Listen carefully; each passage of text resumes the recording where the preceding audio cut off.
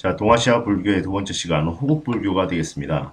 호국불교, 호국. 호국이라는 것은 말 그대로 뭡니까, 이거?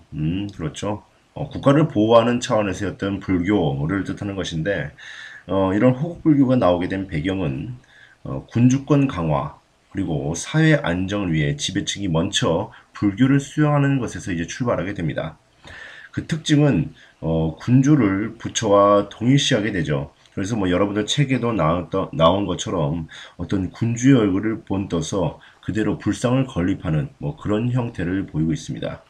그리고 이런 불교의 호국불교의 특징은 무엇을 강조하느냐? 그렇죠. 충을 강조하죠. 충을 강조하는데 특히 이제 신라에서는 원강에 세속 5개라고 해가지고 뭐 임전무태, 살생유택 뭐 이런 것들을 강조하는 원강의 세속 5개가 있고 그리고 승병 같은 이제 전통도 있습니다. 그래서 이런 이제 승병 같은 것들이 뭐 나중에는 중국 같은 데서는 뭐 이제 뭐 소림사라든가 뭐 이런 것들로 등장하기도 하고 그리고 고려 시대 때에는 별무반의 항마군과 같은 이제 그러한 것들로 이제 등장하기도 하는 것이 이런 승병 체계가 되겠죠.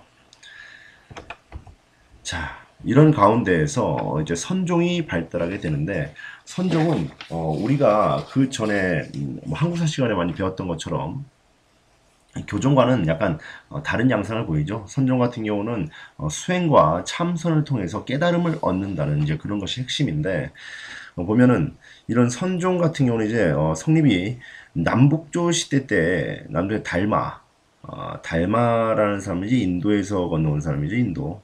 그래서 달마가 동쪽으로 오는 까닭은 동쪽으로 간 까닭은 뭐 그런 식으로 해가 책도 나오긴 했었죠. 그래서 달마가 어떤 도교의 영향을 받아서 성립이 됩니다. 도교.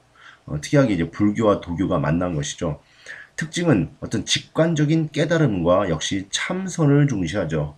참선. 이런 것들이 이제 선종 같은 것들은 한반도나 일본 같은 데 이제 전파가 됩니다.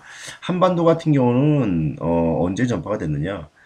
특히 이제 신라 하대 때 왕실과 호족 세력의 후원 속에서 교세가 확장하게 됩니다. 왕실과 호족 세력. 나중에 이제 호족 세력들이 더 이런 선종들을 더 후원해주게 되죠.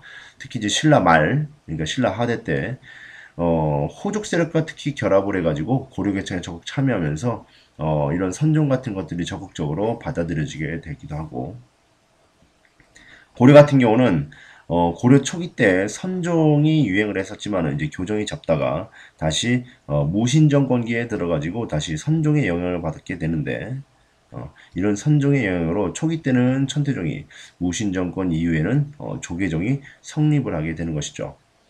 일본 같은 경우는 무사히 등장과 함께 그 일본의 불교 선종이 이제 발달했다고 했는데 이 무사는 이제 왜 등장이 되느냐? 일본의 무사 같은 경우는 이제 막부 시대에 대표적으로 등장이 됩니다. 일본의 헤이안 시대 때 이제 그 귀족 세력들을 억압하기 위해서 귀족 세력들을 억압하기 위해서 이제 왕실에서 무사를 고용시키는데 이런 무사들이 오히려 나중에는 귀족들을 억누르고 자신들이 왕실과 귀족들을 억누르고 자신들이 집권하게 되죠. 그래가지고 그들이 집권하는 그들이 이제 믿었던 종교가 선종이 되겠습니다.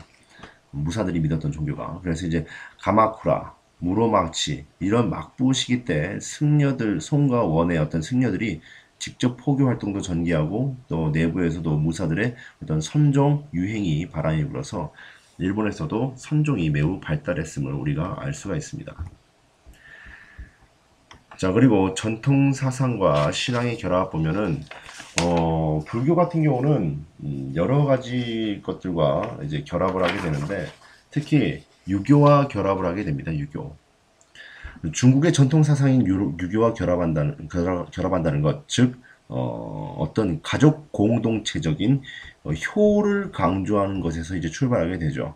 그래서 이제 부모 은중경이라는 이제 불교에서 효를 강조하는 이런 책들이 쓰여지게 됩니다.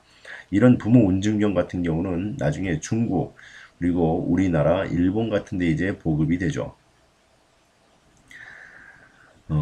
그리고 또 역시 일본에서도 일본의 불교만의 어떤 토착화된 어떤 경향이 나타나게 되는데, 그것이 바로 뭐냐면은 이제 신토와의 결합입니다. 신토. 음. 여기서 신토라는 것은 뭐 잡신들이죠, 잡신들. 한마디로 말해서 일본 같은 경우는 수많은 신들이 있는데 그런 신들과 결합해서 잡신들과 불교를 결합했다. 이런 결합을 통해서 나타나는 것이 바로 신불 스팝 사상이라고 합니다. 여기서 말하는 이제 신불 스팝이라는 것은 신토와 불교가 서로 학습에서 합쳐진다는 사상이죠. 음. 그래서 이제 여기서도 이제 보면 신불스팝 사상에서도 보면은 부처도 여러 신들 가운데 하나의 신에 불과하다라는 이제 이론도 나오게 됩니다. 특히 이런 신불스팝 사상의 대표적인 예가 바로 뭐가 있냐면은 하치만 보살이라는 게 있어요. 하치만 보살. 여러분 책에도 이제 하치만 보살의 그 그림이 나오게 되는데 이 하치만이라는 이제 귀신이 있는데 이 신이 농업과 뭐 재물을 관장하는 신이라고 하는데 이런 농업과 재물을 관장하는 신을 역시 보살의 개념에 집어넣게 되면서 일본 불교는 신토와 결합하는 신불스팝 사상으로 발전됐다라는 걸 우리가 알 수가 있죠. 그 밖에도 이제 뭐 토착신앙과의 결합, 뭐 산악신앙이라든가 용신이라든가 뭐 이런 것들, 산신령, 용신, 용왕 뭐 이런 것들과 불교가 또 결합을 하기도 합니다.